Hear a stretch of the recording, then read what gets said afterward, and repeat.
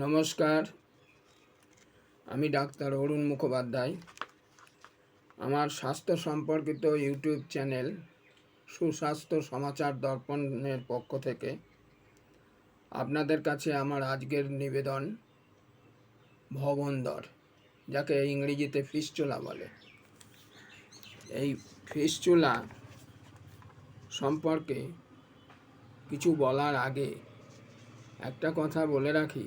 আমি ইতিপূর্বে একটা ভিডিওতে অর্শ সম্পর্কে বলেছিলাম, আপনারা সেটা সার্চ করে দেখে নিতে পারেন আমার ইউটিউব চ্যানেলে।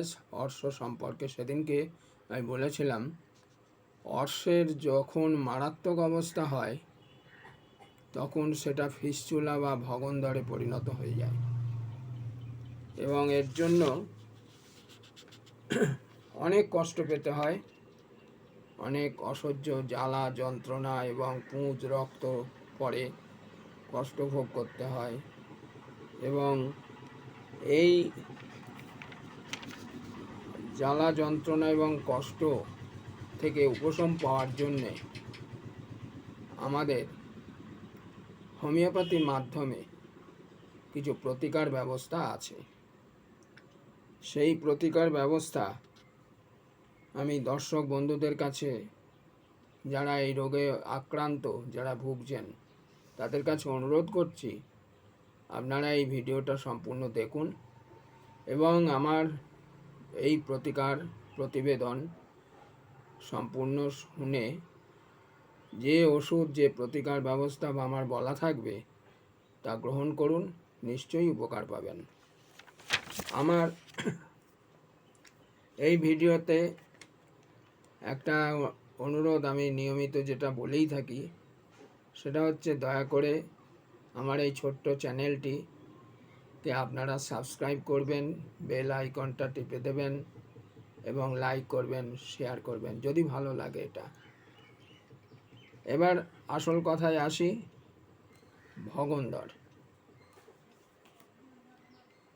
ভগন্দরের লক্ষণ হচ্ছে যে অনেক দিন ধরে রোগে অর্শ এবং ভেতরে যে জ্বালা যন্ত্রণা, ঘা, কোনো ফোড়া, নালি ঘা, তার থেকে পুঁজ রক্ত রস পড়ে, ব্যথা বেদনা, যা হাঁটাচলা করতে অসুবিধা হয়, গাড়ি ঘোড়া বসতে অসুবিধা হয়, চেপে বসতে অসুবিধা হয়, সাইকেল মোটর সাইকেল চালাতে অসুবিধা হয়, এই রকম ক্ষেত্র হচ্ছে এর লক্ষণ। আর এইটা অনেক সময় সেপটিকও হয়ে যেতে পারে, মারাত্মক আকার ধারণ করতে পারে ভেতরে মলদ্বারের মধ্যে। তার জন্য আপনাকে ইমিডিয়েট প্রতিকার ব্যবস্থা নিতে হবে। হোমিওপ্যাথিতে আমি যেটা বলছি, সেই ওষুধটা হোমিওপ্যাথি ফার্মেসির থেকে 10 ml বা 15 ml কিনে নেবেন, এবং ওর সাথে যেটা আর একটা বায়োকেমিক ওষুধ বলবো, ট্যাবলেট ফর্মে পাওয়া যায়, সেটা 30 mg কিনে নেবেন, 30 mg ট্যাবলেট ফর্মে। আর একটা হচ্ছে মাদার টিংচার বলবো, সেটাও আপনি 30 ml কিনে নেবেন এবং তার সঙ্গে ভালো গ্লিসারিন কিনে নেবেন। এইবার আমি ওষুধগুলো সম্পর্কে বলি, আলোচনা করি।